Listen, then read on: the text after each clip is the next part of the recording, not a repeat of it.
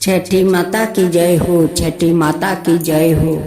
चैत महीना में सभी लोग छठ पूजा नहीं कर पाते हैं, क्योंकि चैत महीना तो ऐसे ही तपता है, लू चलता है। बहुत लोग ऐसा है कि ये छठ पूजा सभी लोग तो करते नहीं है, जिसका मनौती होता है वही करती है। इस व्रत को करने में व्रती लोग का बहुत तकलीफ होता है, गला सूख जाता है, प्यास लगता है। इतना है कि कितना व्रती लोग तो बेहोश भी हो जाती है, क्योंकि ताप नहीं सह पाती है। तब आइए हम लोग छठ माता का एक छोटा सा कथा सुनते हैं। एक घर में एक सास और ननद एक बहू थी। बहू का 3 साल शादी का हो गया था, उनकी संतान नहीं हुए। सास और ननद दोनों मिलकर कहने लगी कि 3 साल शादी का हो गया, अभी तक तो तू मेरे पोता नहीं दिया। अगर तू संतान नहीं देगी तो मेरा घर छोड़कर चला जा, मैं अपना बेटा को दूसरा शादी करवाऊंगी।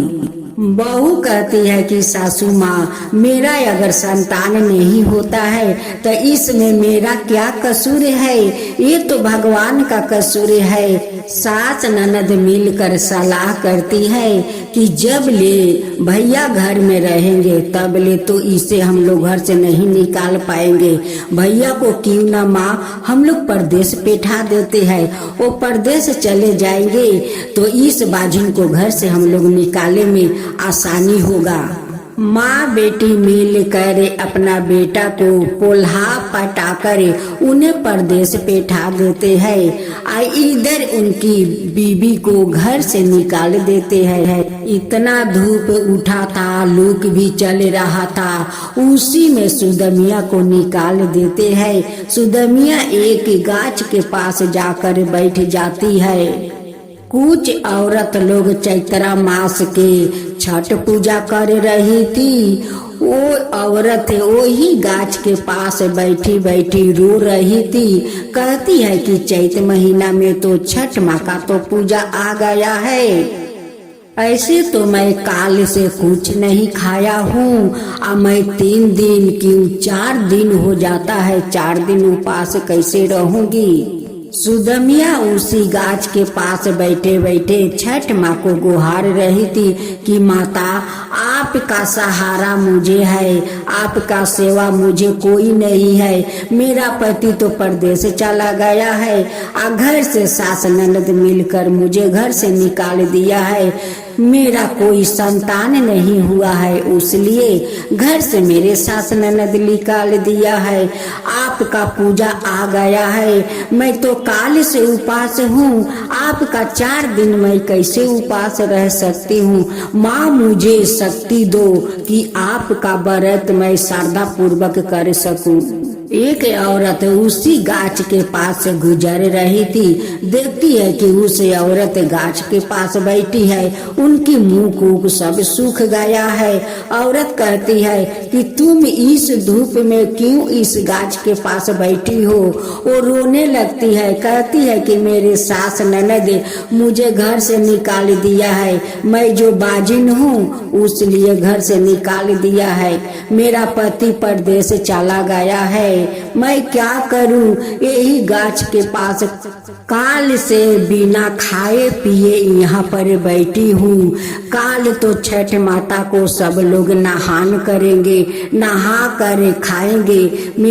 मैं भी छठ पूजा करना चाहती हूँ, लेकिन मेरा पास तो कुछ भी नहीं है। अब मैं 4 दिन तक कैसे उपास रहूंगी। अब वो औरत उस पर माया आ जाती है, कहती है कि ठीक है, तुम छठ पूजा करोगी तो चलो मेरे साथ, मेरा घर चलो, मेरे साथ तुम भी पूजा कर लेना। उस औरत सुदमिया को अपना घर बुला कर ले जाती है और उनके साथ साथ सुदमिया सारा नियम पालन करती है, श्रद्धा पूर्वक छठ माता का व्रत करती है। पारण के दिन उनकी पति परदेश से आ जाते हैं। जब घर में जाकर अपना पत्नी को खोजते हैं, माँ से कहता है कि माँ मेरी पत्नी कहाँ है, वो तो दिख नहीं रही है। माँ कहती है कि बेटा वो ना जाने कहाँ गई है, 2 दिन से तो उसका पता नहीं है। लेकिन माँ तो झूठ बोल दी, ये नहीं बोली कि हम दोनों माँ बेटी मिलकर उसे घर से निकाल दिया है।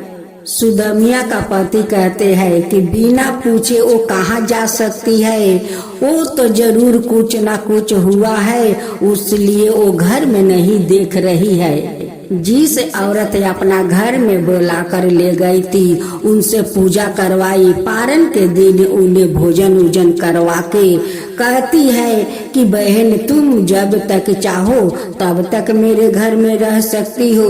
सुदमिया कहती है कि नहीं बहन, आप जो आज किया है वो कोई अपना नहीं कर सकते हैं। जो आप कर दिया है मेरे लिए तो बहुत है, मेरे लिए तो आप देवी है कि देवी बनकर आए अपना घर ले जाकर मुझे सारा नियम पालन के साथ पूजा पाठ करवाए। बहन इससे ज्यादा मुझे क्या खुशी मिलेगा, मैं उसी गाछ के पास चला जाता हूँ। उधर उनके पति खोजते खोजते उसी गाछ से गुजर रहे थे। देखता है कि उनकी पत्नी उस गाछ के पास बैठी है। कहने लगा कि तुम इस गाछ के पास बैठी हो क्यों? कहने लगी रो रो के कि देखिए आपका बहन और माँ, मुझे संतान नहीं होता है, मैं तो बाजिन हूँ, उसलिए तो 2 दिन से वो लोग घर से निकाल दिया है। आज एक बहन आई थी कि मुझे सहारा दी, मुझे छठ पूजा करवाई है, वो तो मेरे लिए देवी बनकर आई, अपना घर ले गई, मुझसे छठ पूजा करवाई, मैं पारण उरण सब वो करवाई। मैं कितना दिन उनकी माथे पर बैठकर मैं खा सकती थी, उसलिए मैं इस गाछ के पास आकर फिर से बैठी हूँ। पत्नी का बात सुनकर उनकी पति का आंख से आंसू झरझर गिरने लगता है कि मेरे पीछे मेरी माँ और बहन ने मेरी पत्नी के साथ ऐसा हरकत की। उनकी पति अपना साथ अपना पत्नी को घर ले आते हैं आदर सम्मान से, और तो ननद और सासू माँ कुछ नहीं कहती है। उसी रात सुदमिया का पेट में संतान आ जाता है। छठ माँ का कृपा हो गया सुदमिया पर और उनकी पेट में संतान आ गया। कुछ दिन का बाद उनकी पेट में दौड़ने लगे। अपना पति से कहती है कि सुनते हो जी, आप पापा बनने वाले हो, मेरे पेट में आपका संतान दौड़ रहा है। 9 महीना का बाद खूब सुंदर सुदमिया एक लड़का और एक लड़की जोड़ुआ संतान को जन्म देती है। दोनों पति पत्नी का खुशी का ठिकाना नहीं है। अब तो सास और ननद का मुंह में तो काली लाग गया। अब तो नहीं कुछ कह पा रही थी और नहीं कुछ सुन रही थी। सुदमिया का पति कहते हैं कि देखो, हम लोग अपना दोनों संतान के लिए 5 साल के लिए मनौती माँ से मांगते हैं कि हे छठ माँ, जैसे हमारा 2 संतान एक साथ दिया, मेरे घर में खुशियाँ भर दिया, आपका 5 साल तक हम लोग दोनों मिलकर छठ पूजा करेंगे। जब उस बुढ़िया का बेटी ससुराल में जाती है, 2-3 साल रहती है, उन्हें भी संतान नहीं होता है। उनकी पति आकर उनकी महके में छोड़ जाते हैं और उनकी माँ से कहते हैं कि आपका बेटी बाज है, मैं अपना घर में नहीं रख सकती हूँ। अगर वो संतान नहीं देगी तो मेरा आगे मुझे संसार कैसे चलेगा, मेरा संसार कैसे बसेगा, आपका बेटी आपके पास रखिएगा। कहावत झूठ नहीं है। लोग कहते हैं ना कि जो दूसरा के सताते हैं वो खुद भोगते हैं, तब बुझते हैं कि हाँ, लोग के सताने से उस पर कैसा असर पड़ता है। सभी से प्यार मोहब्बत करके साथ चलना चाहिए। कोई भगवान का पूजा व्रत हो, पहले सारा दुनिया के लिए आशीर्वाद मांगो, तब अपना लिए मांगो। तब इन देवी देवताओं भी खुश होते हैं कि देखो पहले दूसरे के लिए मांगते हैं, उसका बाद अपना लिया मांगता है, तो भगवान सभी को इच्छा को पूरा करते हैं। तब जाकर उस ननद का आंख खुली, आकर अपना भाभी को पैर पकड़ कर रोने लगी कि भाभी मुझे माफ कर दीजिए, आपके साथ मैं बहुत गलत किया है, बहुत गलत, मुझे क्षमा तो मिलेगा नहीं, जो मैं आपके साथ अपराध किया हूँ उसके लिए तो मुझे क्षमा नहीं मिलना चाहिए, फिर भी आपसे विनती करती हूँ कि आप मुझे क्षमा कर दीजिए। एक दिन मैं माँ के साथ मिलकर आपको घर से निकाल दिया था, आज देखिए उसका परिणाम आज मुझे मिल गया है। आज देखिए मेरे पति ही मुझे यहाँ पर आकर छोड़ गया है, बाजिन बोलकर कि अपना बेटी को राखो, आपका बेटी बाज है।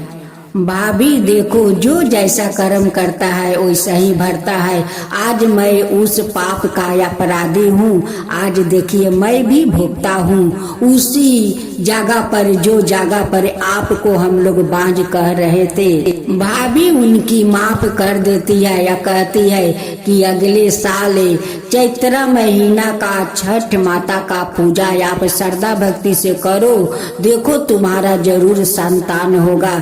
जैसे छठ माता मुझे गोद भर दिया वैसे ही आपका गोद भर देगी। हे छठ माता, जैसे उस दुखियारी का जोरुआ बाचा देकर उनके घर में खुशियाँ लौटा दिया, वैसा ही सबका घर में खुशियाँ लौटा दो माता, सबका ऊपर कृपा करना। छठ माता की जय हो, छठ माता की जय हो।